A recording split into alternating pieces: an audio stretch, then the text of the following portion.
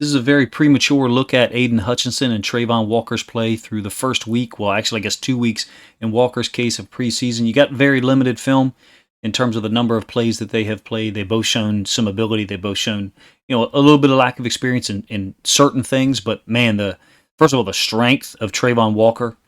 I did watch that game, the first quarter and a half. I did watch it and listen to the commentary. I think it was a Jacksonville centered or oriented broadcast.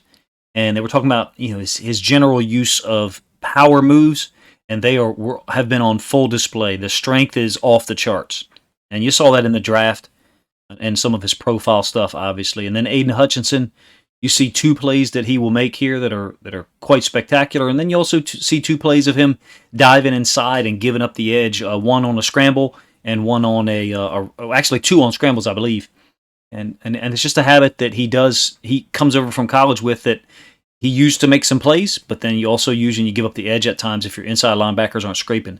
And then you'll see one example that's been well chronicled already of Travon Walker hitting the quarterback with his hand and drawing a penalty up, I believe on his first play, to be honest with you. So let's get into the film. It's going to be, I think, 8 or 9 plays. First set is going to be Aiden Hutchinson against the Falcons. And it's a zone concept away from him. And he just doesn't have his shoulders squared enough. He's oriented too far in this direction in terms of his shoulders. You've got a lot of people trying to win on the front side if you're Lions defense or Lions defensive fan. And he's not slow. He's just not in great position. Look, Marcus Mariota is a great athlete. He just is. He wants to keep his shoulders more square and not be running hell bent on making the play from behind. If his shoulders are square and he's a little bit more, well, first of all, if his shoulders are square and he's a little bit more in control, his feet are probably here and his shoulders are probably here in control, so he could take a better angle and prevent Marcus Mariota from even getting out to the top of the numbers at all, let alone getting out here near to the sideline. Still athletic enough to pursue and make a play. Second possession, I believe this is one that's been shown on Twitter a lot, where he beats Matthews, the left tackle, inside. He's very good at this. He's very good at these inside stems with his hands and shedding the block. Really good against the run. Not just great against the pass, if you ask me. Really good against the run. I did do 2 film studies of him and David Ojabo. Just slick and smart. He does dive inside a lot. He gets a tackle for loss here, so it works out in his favor. But there are times where diving inside of blocks is not going to work out in your favor. He's over here on the left-hand side of the defense, right side on our screen. And he's getting a pass rush. Again, kind of hedging inside, not maintaining what I would think would be his gap by alignment. It's a pass play, but his gap would be C gap, with this being B gap and that being A gap. To me, there are times he's almost too willing to go inside. Now, this ends up being a hold on number 63 right here. Quite obvious. I think he had another hold on the backside as well. I think he's just got to be a little better, a little more disciplined about staying to the outside of whatever shows up. Hutchinson off our left side, slamming it. This is a call. Okay, so this is not him doing something he shouldn't. He's slamming inside, and then this nickel is coming off the edge. He's also slamming inside, so this is a call. This is a stunt where they're all trying. This nickel is to the inside of this player. Hutchinson is to the inside of this tight end, and then you've got a force player out here for a run concept. Ends up, however, with the call that the DBs have to lock up on someone, and now they've gotten themselves out of position for a scramble, and I believe this is Marcus Mariota's touchdown run that finished the first possession, I believe. Good for Marcus Mariota, for real.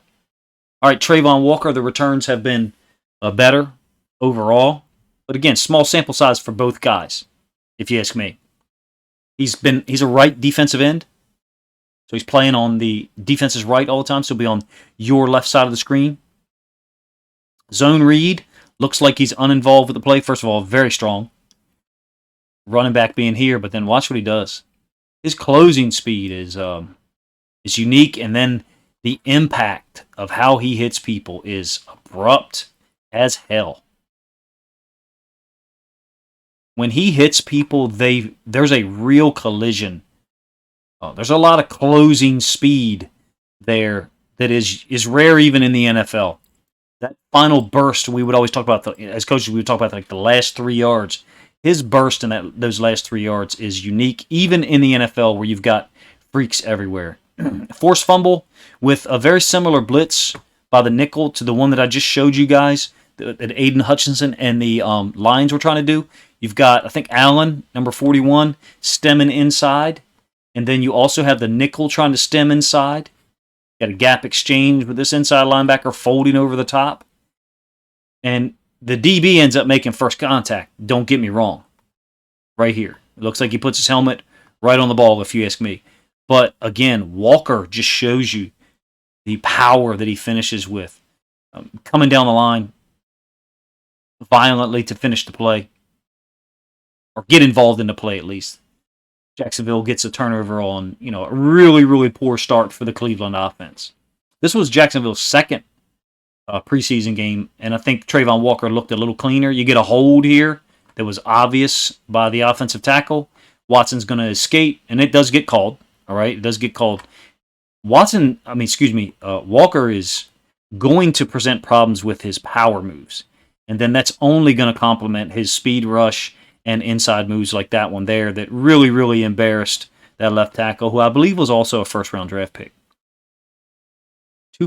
Walker's been more impressive, I would say, in the early going. Am I saying that he's going to be the better player overall? I mean, no, it's way too soon to say anything like that. I think he's more dedicated to being on one side. He's playing on the right exclusively. This power move is incredible, by the way. And then, yeah, he does make contact with the quarterback. It's unfortunate that he makes contact with the helmet. I wish there was a little bit of leeway sometimes, not with this play in particular, but whereby every time you make contact with the quarterback's helmet, it wasn't a penalty because certain things shouldn't be called. This is not one of those situations. He clearly made pretty violent contact with the quarterback's head, and that needed to be called, even though it was a great move by him, showing off his power and his finish. On the right side of the defense, left side of our screen, again, same game. I love how he frames this guy up. Look at the hand placement. Looks like that Aaron Donald drill that everybody talked about, right? Especially because this left tackle is trying to hold. He's trying to hold on to this freight train that is Travon Walker. And Walker just violently separates him from his posture. If you can break the posture of a big man like that, you are a powerful individual. Travon Walker, Josh Allen, that Jacksonville defense are going to have moments where they really, really cause problems for people. Big fan. I think that the Jacksonville franchise made the right move, even if maybe some would say Aiden Hutchinson had a better resume at the time of the draft.